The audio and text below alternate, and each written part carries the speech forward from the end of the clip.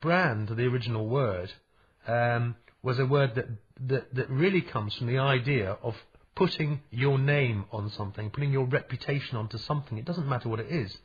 People used to brand all sorts of things.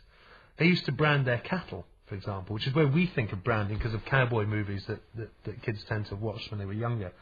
You think of branding, branding the cow on the range with the name of, the Big Easy Ranch, or whatever it might be. And in fact, that concept was purely based on the concept of the signet ring, with your brand going onto your letter, which was just taking your reputation that these words that you used were true. And brands, as they grew up in the 19th century, were all about reputation. And they were often people's names rather than a product's name. For instance, Samuel Colt, a famous American, developed a revolver that worked in the 1840s and didn't blow you up when you used it. And it became the Colt revolver and then a whole range of other products. In the world of tea, you got Sir Thomas Lipton, Horniman, Typhoon, a whole range of other companies and people developed a series of tea products which didn't kill people. Same was true of Cadbury's and Rowntree's and a whole series of other British entrepreneurs in the 19th century who really made the modern brand what it is today. But they moved there, they did other things using this name, this reputation that they had. And the reputation was, my product won't kill you, because the governments didn't regulate in those days. It wasn't about the actual name of the product.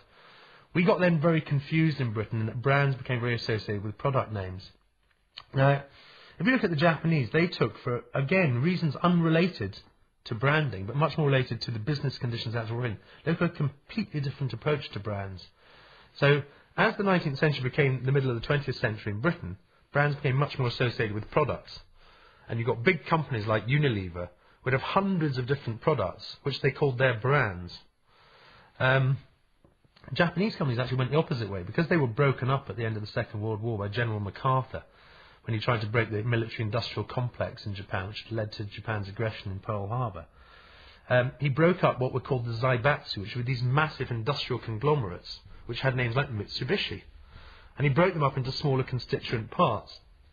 But what they did was, although they broke up their corporate structures with some commonality of ownership, often a bank in the centre of them, they kept the single brand name.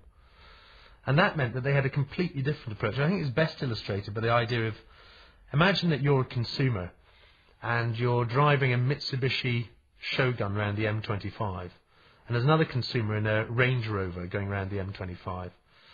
Now, the person in the Range Rover looks at the Mitsubishi Shogun and thinks, that's a lot cheaper than my Range Rover. It's not quite as nice, but it's probably good quality. You wouldn't criticise that car. The person who's going around in the Mitsubishi says, my car's a lot cheaper than his, and it's just as good in many respects, but it's quite a fancy car, that I quite like it. It's a quality build. The two motorists both crash on the M25 and get taken to hospital. Well, one gets taken into a hospital which has got a heart defibrillator, which has been used to save his life, and it's called Mitsubishi. Logo is on the side of it. And as he's half dying, he's looking at that, and he's thinking, oh, it's going to save my life. The other person goes on to another operating table, and the heart defibrillating equipment says Rover on the side of it. Now, would they be happy to have that used to save their lives? The answer is no. Because in the case of Rover, it's only managed to build, or Range Rover indeed, now owned by Ford, it's only managed to build a reputation on the quality of a single vehicle. But the Rover name overall is not that trusted for reliability.